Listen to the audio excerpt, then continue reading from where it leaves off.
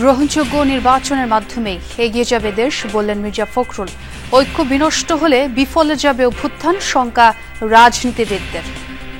সকলের কাছে গ্রহণযোগ্য নির্বাচনের মধ্য দিয়েই আমরা কিন্তু একটা গণতান্ত্রিক ব্যবস্থাতে ফিরে যাওয়ার সুযোগ পাবো। উনি একটা বিপ্লবী সরকার করবেন এবং বিপ্লব করবেন এরকম আশা করেছিলাম আমরা, রিফর্মই তো আশা করেছি।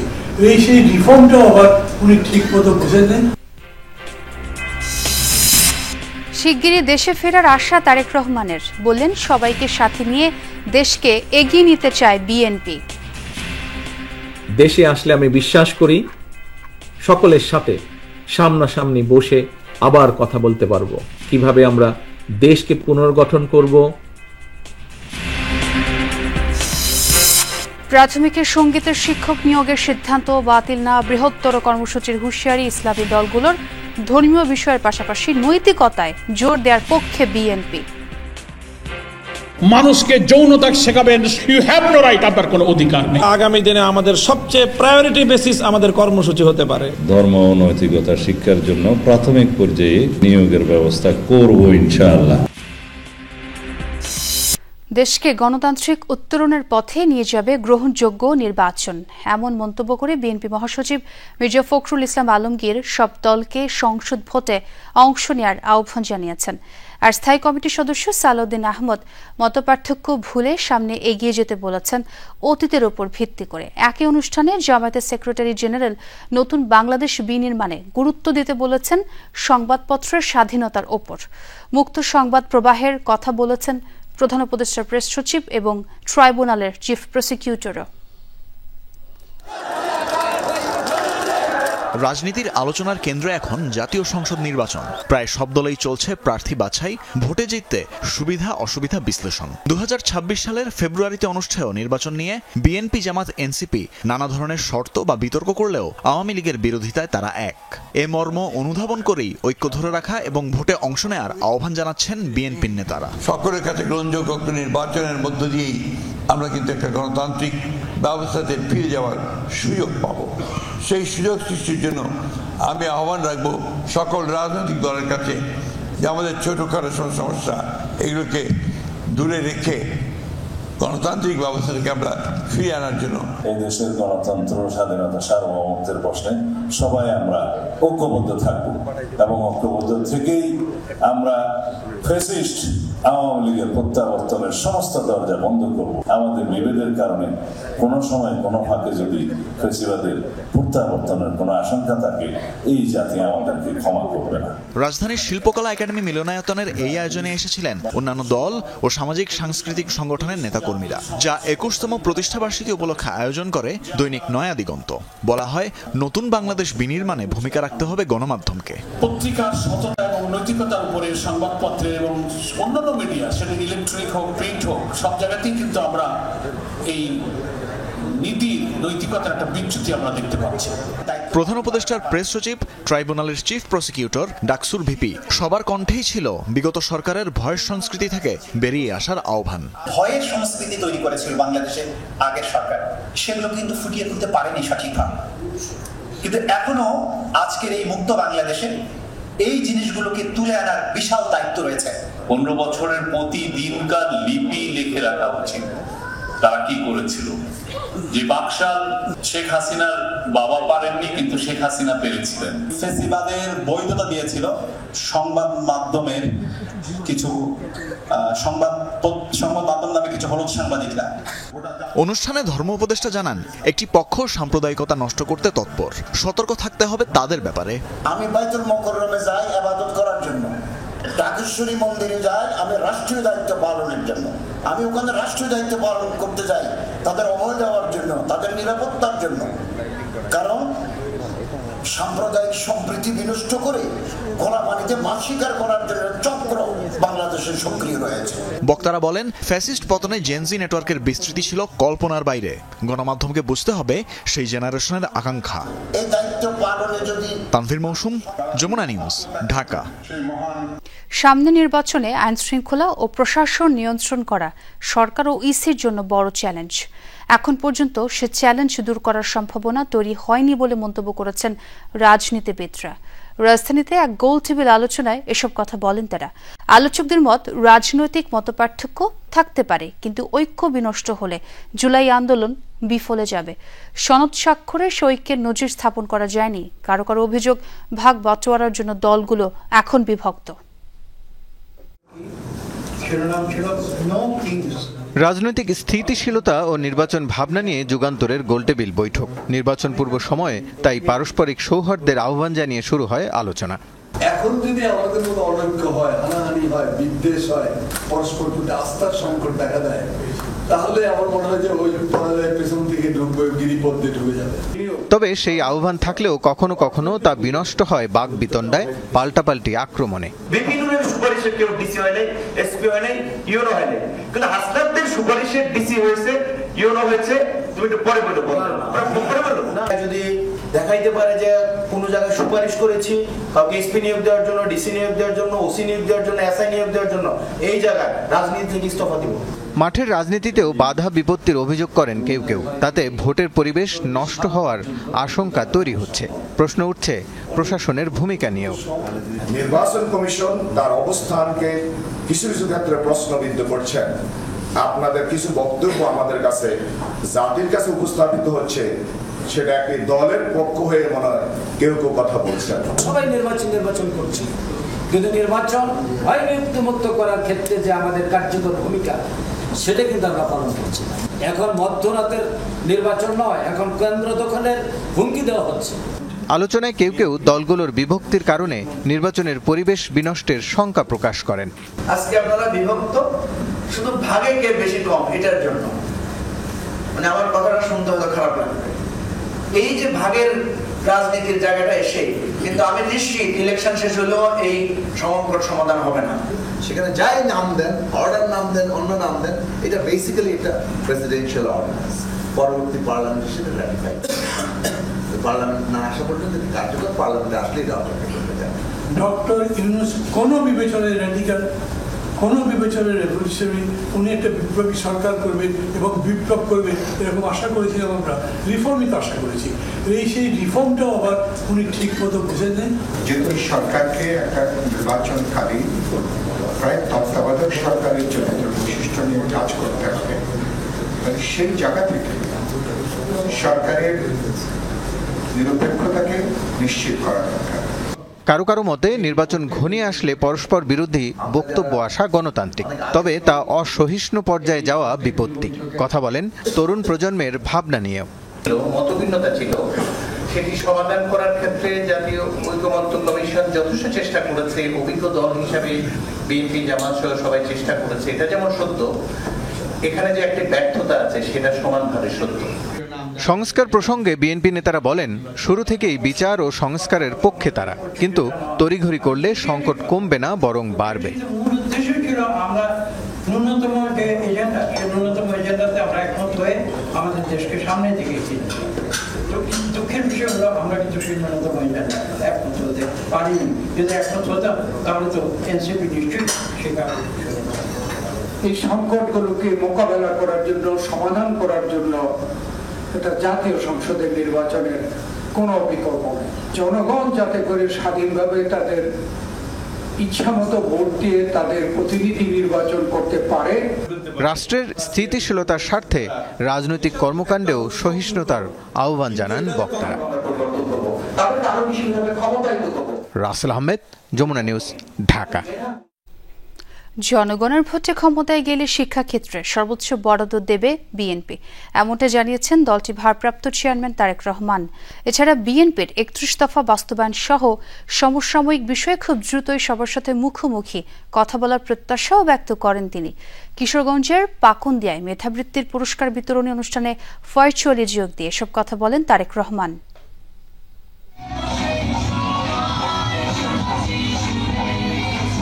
কিশোরগঞ্জের পাকুন্দিয়ায় শামসুল আলম ফাউন্ডেশনের উদ্যোগে মেধাবৃত্তির পুরস্কার বিতরণী অনুষ্ঠানের আয়োজন। দুপুর থেকেই অনুষ্ঠান স্থলে জড়ো হতে থাকে উপজেলার বিভিন্ন স্কুলের ছাত্রছাত্রীরা। অনুষ্ঠানের শেষ পর্যায়ে ভার্চুয়ালি যোগ দেন বিএনপির ভারপ্রাপ্ত চেয়ারম্যান তারেক রহমান। নিজেকে অন্যের চেয়ে দক্ষ করে তোলার যে একাগ্রতা, একনিষ্ঠতা, এর কোনো কিন্তু বিকল্প নেই। এ সময় তিনি প্রতিযোগিতামূলক বিশ্বে শিক্ষার্থীদের টিকে থাকতে কারিগরি শিক্ষার প্রতি জোর দেওয়ার আহ্বান জানান। এছাড়া দেশের প্রচলিত শিক্ষা ব্যবস্থাকে সময়োপযোগী করে গড়ে তুলতে বিএনপির বিশেষজ্ঞ টিম তৈরি করেছে বলেও জানান তারেক রহমান। নিরাপদ রাষ্ট্র, নিরাপদ ক্যাম্পাস গড়তেই কিন্তু বাংলাদেশ জাতীয়তাবাদী দল বিএনপি ইতিমধ্যেই কিন্তু আমরা জনগণের সামনে 31 দফা ঘোষণা করেছি। এর অংশ হিসাবেই কিন্তু দেশের প্রচলিত শিক্ষা কারিকুলামকে সময়ের সাথে তাল মিলিয়ে শিক্ষাবিদদের সমন্বয় একটা বিশেষজ্ঞ টিম আমরা তৈরি করেছি, যারা ইতিমধ্যে অনেক কাজ এগিয়ে নিয়ে গেছেন। বিএনপির 31 দফা বাস্তবায়ন সহ সমসাময়িক বিষয়ে খুব দ্রুত সবার সাথে মুখোমুখি কথা বলার প্রত্যাশাও ব্যক্ত করেন তারেক রহমান। জানান কিভাবে রাষ্ট্র মেরামত করে দেশকে এগিয়ে নিয়ে যাওয়া যায় সে বিষয়ে সবার সাথে মিলেই কাজ করবে বিএনপি। দেশে আসলে আমি বিশ্বাস করি সকলের সাথে সামনাসামনি বসে আবার কথা বলতে পারবো, কিভাবে আমরা দেশকে পুনর্গঠন করব, কিভাবে আমরা দেশকে সামনে এগিয়ে নিয়ে যাব, কিভাবে তোমাদের ভবিষ্যৎকে আরো মজবুতভাবে আমরা তৈরি করতে পারবো, আমরা এগুলো নিয়ে আলোচনা করতে পারবো। এর আগে 16 আগস্ট পাকুন্দিয়ার 84টি বিদ্যালয়ের 10টি কেন্দ্রে 10,211 জন শিক্ষার্থী মেধাবৃত্তি পরীক্ষায় অংশ নেন। এর মধ্যে 40 জনকে 4টি গ্রুপে মেধাবৃত্তি প্রদান করা হয়েছে। জারিন অর্নি, যমুনা নিউজ। ক্ষমতায় গেলে প্রাথমিক পর্যায়ে পদ সৃষ্টি করে ধর্মীয় ও নৈতিকতা বিষয়ক শিক্ষক নিয়োগ দেওয়ার প্রতিশ্রুতি দিয়েছেন বিএনপি নেতারা। তবে ইসলাম সমর্থন করে না এমন কিছু সিলেবাসের রাখার বিপক্ষে জামায়াত সহ ইসলামী দলগুলো। প্রাথমিক স্কুলে সঙ্গীতের শিক্ষক নিয়োগের সিদ্ধান্ত বাতিল না হলে বৃহত্তর কর্মসূচিতে যাওয়ারও হুঁশিয়ারি দেন তারা।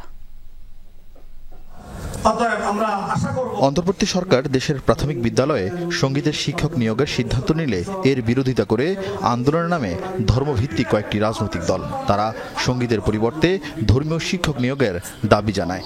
গঠন করে জাতীয় মূল্যবোধ সংরক্ষণ পরিষদ, যাদের আয়োজনে ওসমানী স্মৃতি মিলনায়তনে এই জাতীয় সেমিনার। অনুষ্ঠানে যোগ দিয়ে ফ্যাসিবাদ বিরোধী রাজনৈতিক দলের নেতারা বলেন, ইসলাম সমর্থন করে না এমন কোনো কিছুই রাখা যাবে না শিশুদের সিলেবাসে।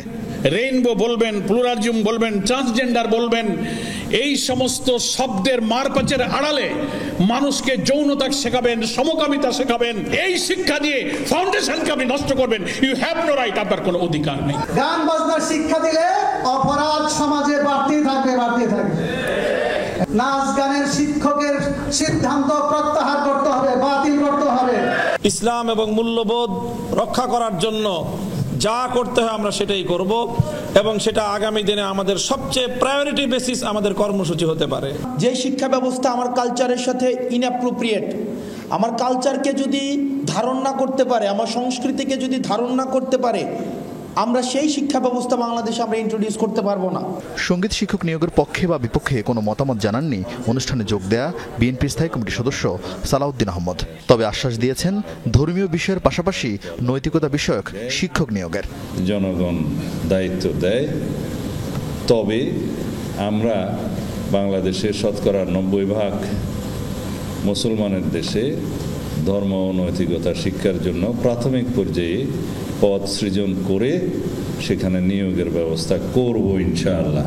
গণতান্ত্রিক সকল শক্তি ঐক্যবদ্ধ থাকলে পতিত স্বৈরাচারের কোনো উৎপাত বা উৎপত্তি থাকবে না বলেও মন্তব্য করেন সালাউদ্দিন আহমদ।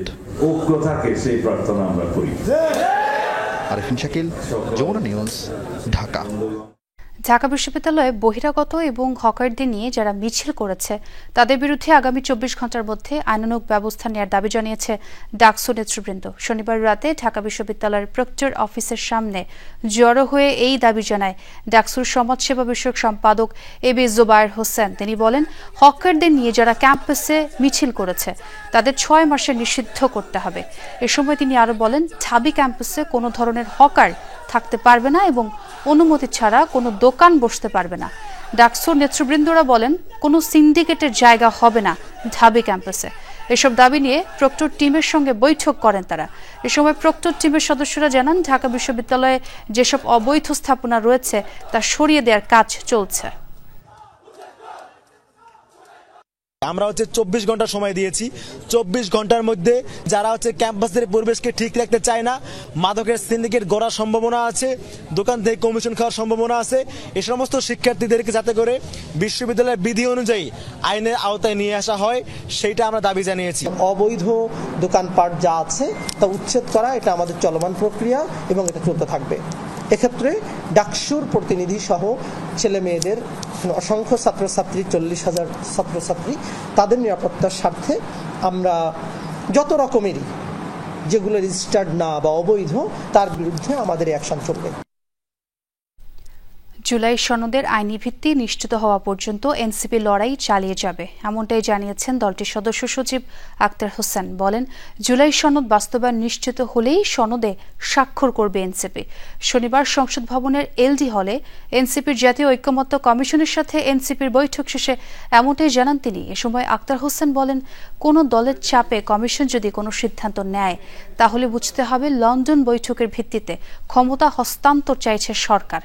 এ সময় তিনি জানান, সনদ বাস্তবায়ন ও পিআর সম্পন্ন হলেই জোট নিয়ে ভাববে এনসিপি, তবে জাতীয় স্বার্থে এনসিপি জোটের জন্য উন্মুক্ত রয়েছে বলেও জানান আক্তার হোসেন। আইনি ভিত্তি দেওয়ার ব্যাপারে একমত হওয়া সত্ত্বেও সে আইনি ভিত্তি কিভাবে অর্জিত হবে, সেটা কখন থেকে কার্যকর হবে, সেই জায়গাগুলো জনগণের কাছে এখনো পর্যন্ত খোলাসা করা হয় নাই। আইনি ভিত্তির জায়গাগুলোকে পরিষ্কার না করেই সরকার এবং ঐকমত্য কমিশন জুলাই সনদ স্বাক্ষরের অনুষ্ঠান সম্পন্ন করেছে। আইনি ভিত্তি থাকুক বা না থাকুক, জুলাই সনদের পূর্ণাঙ্গ বাস্তবায়ন করবে বিএনপি। পাশাপাশি তারেক রহমান ঘোষিত 31 দফাও বাস্তবায়নের অঙ্গীকার দলটির নেতাদের। জাতীয় প্রেসক্লাবে এক অনুষ্ঠানে বিএনপির স্থায়ী কমিটির সদস্য আমির খসরু মাহমুদ চৌধুরী বলেন, বর্তমান সরকারকে দ্রুতই তত্ত্বাবধায়ক সরকারের ভূমিকায় চলে যেতে হবে। আইনের মধ্য থেকে তত্ত্বাবধায়ক সরকারের ওপর ন্যস্ত দায়িত্ব পালন করা উচিত। ঢাকা রিপোর্টার্স ইউনিটিতে আরেক অনুষ্ঠানে স্থায়ী কমিটির আরেক সদস্য হাফিজ উদ্দিন আহমদ বলেন, আরপিও সংশোধনের জন্য নির্বাচন কমিশনকে অনুরোধ জানাবে বিএনপি। বলেন, অতীতের সব নির্বাচনের মতোই ধানের শীষ প্রতীকে জোটের শরিক দলগুলো ভোট করবে। পিআর নিয়ে জামায়াত যা বলছে তা অবাস্তব বলে মন্তব্য করে তিনি বলেন, 2-1 উপদেষ্টার কার্যক্রমে হতাশ বিএনপি। এতদিন সেরাটন কিংবা সোনারগাঁর খাবার খেয়ে খেয়ে বিভিন্ন রাজনৈতিক দলের নেতৃবৃন্দ যে কত অবাস্তব পরিকল্পনা দিয়েছে, এটি দেখে আমরা অবাক হয়েছি। এই পিআর একটা জিনিস, এটা তো জামাত ইসলামী কোনোদিন বলে নাই। ইন্টেরিয়াম সরকারকে তত্ত্বাবধায়কের আদলে দেশ পরিচালিত করতে হবে। এখন থেকে 4 মাস বাকি আছে নির্বাচনের, যতটুকু সই করেছে সেটা তো বাস্তবায়ন অবশ্যই হবে। সেটাকে আপনি লিগ্যাল শেপ দেন আর না দেন, আমাদের পক্ষ থেকে যখন আমরা সই করেছি আমাদের কমিটমেন্ট আমরা কিন্তু পালন করব এবং তার বাইরে 31 দফা পালন করব। রাজধানীর পুরান ঢাকার নাজিরা বাজার এলাকার এক বাসা থেকে সজীব নামের এক যুবকের মরদেহ উদ্ধার করেছে পুলিশ। শনিবার রাতে বংশাল থানা পুলিশ নিহতের মরদেহ উদ্ধার করে ঢাকা মেডিকেল কলেজ হাসপাতালের মর্গে পাঠায়। নিহতের মা নূর নাহার বেগমের ভাষ্য, একই এলাকার এক মেয়ের সঙ্গে প্রেমের সম্পর্ক ছিল সজীবের। পরবর্তীতে ওই মেয়ে সজীবকে নানাভাবে দূরে ঠেলতে থাকে। শনিবার তাকে মামার বাসায় ডেকে নিয়ে হত্যা করা হয়েছে বলে অভিযোগ নূর নাহারের। ভুক্তভোগীর পরিবারের সদস্যরা এই ঘটনার সুষ্ঠু তদন্ত সাপেক্ষে বিচার দাবি করেছেন। আর পুলিশ বলছে, এটি হত্যা নাকি আত্মহত্যা সেটি নিশ্চিত করতে তদন্ত চলমান রয়েছে। অনেকবার ঠেট দিছে, যদি আপনি ছেলে আমার ডিস্টার্ব করবো, ওর মেয়ের বাপে ঠেট দিছে, আপনি ছেলে যদি ডিস্টার্ব করবো আমরা কোন ধরে মেরে ফেলাম। ওরে যেভাবে বাধা হয়েছে, একটা তার দিয়ে যে মোটা তারটা হয়, তার দিয়ে পুরো গলা থেকে বাঁধা, পায়ে পুরো বাঁধা, ওর গলায় টানা হয়েছে এবং ওরা মারা হয়েছে। গত সপ্তাহে একটা পুরান ঢাকায় এমন দুর্ঘটনা ঘটছে, আবার সেটা দেখে আরেকটা হয়েছে। এমন যেমন আর না হয়, এটা সুষ্ঠু তদন্ত এবং বিচার চাই। চট্টগ্রামের রাউজানে যুবদল কর্মীকে গুলি করে হত্যা করেছে দুর্বৃত্তরা। বিকেলে পৌরসভার 9 নম্বর ওয়ার্ডের চারাবটতল এলাকায় এই হত্যাকাণ্ড ঘটে। নিহতের নাম মোহাম্মদ আলমগীর। নিহতের স্বজন ও স্থানীয়রা জানায়, পরিবারের সদস্যদের নিয়ে এক আত্মীয়ের বাড়িতে গিয়েছিলেন আলমগীর। সেখান থেকে ফেরার পথে একদল দুর্বৃত্ত তাকে লক্ষ্য করে গুলি ছোড়ে। এতে ঘটনাস্থলেই মৃত্যু হয় তার। হত্যাকাণ্ডের পর দুর্বৃত্তরা নিহতের মোটরসাইকেল নিয়ে যায়। খবর পেয়ে পুলিশ রক্তাক্ত অবস্থায় পড়ে থাকা আলমগীরের মরদেহ উদ্ধার করে। নিহত আলমগীর চট্টগ্রাম উত্তর জেলা বিএনপির সাবেক সভাপতি ও রাউজানের সাবেক সাংসদ গোলাম আকবর খন্দকারের অনুসারী ছিলেন। গাজীপুরের টঙ্গীতে দৃষ্টি প্রতিবন্ধী ব্যক্তিদের নিয়ে বিশ্ব সাদাছড়ি নিরাপত্তা দিবস পালিত হয়েছে। শনিবার সকালে উপজেলার এরশাদনগরে সমাজসেবা অধিদপ্তর, প্রতিবন্ধী সেবা ও সহায়তা কেন্দ্র এবং জেলা প্রশাসনের উদ্যোগে একটি অনুষ্ঠান হয়। এ সময় প্রায় ৩০০ দৃষ্টি প্রতিবন্ধীর হাতে স্মার্ট সাদাছড়ি তুলে দেন থানা যুব দলের সাবেক সিনিয়র সহ সাংগঠনিক সম্পাদক কামরুল ইসলাম কামু। পরে একটি আলোচনা সভায় দৃষ্টি প্রতিবন্ধীদের প্রতি সহানুভূতির হাত বাড়িয়ে দেওয়ার জন্য সবাইকে আহ্বান জানান বক্তারা। দর্শক, এই ছিল যমুনা নিউজে। এতক্ষণ যারা সঙ্গে ছিলেন সবাইকে ধন্যবাদ।